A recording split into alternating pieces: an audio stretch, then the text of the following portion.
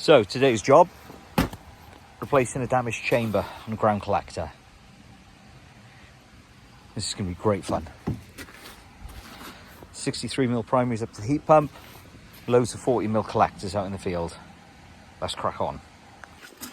Squeeze off tools applied, clamping the pressure up in the top end of the primaries. Cut by here now, collected all the fluid. So let's get this chamber out and get a new one welded in. So we've labelled up all our pipes so we know the pairs that match. Squeeze off tools done. So let's get this chamber cut out, new one put in, and start with the welding.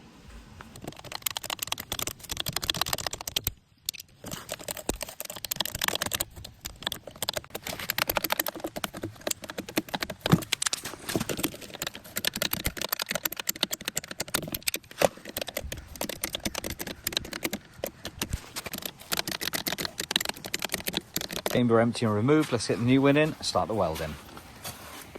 Chamber's in, let's line it up and get these fittings fusioned on.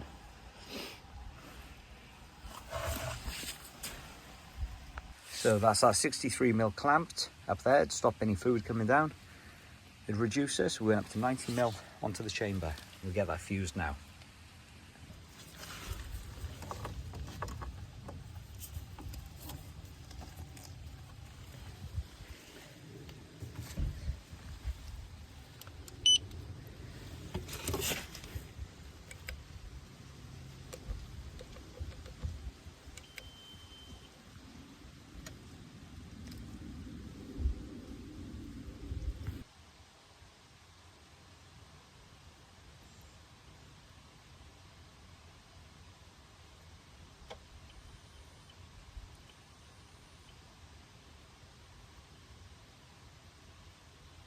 So that's our fusion welding on the primaries complete. Flow in here, return over there.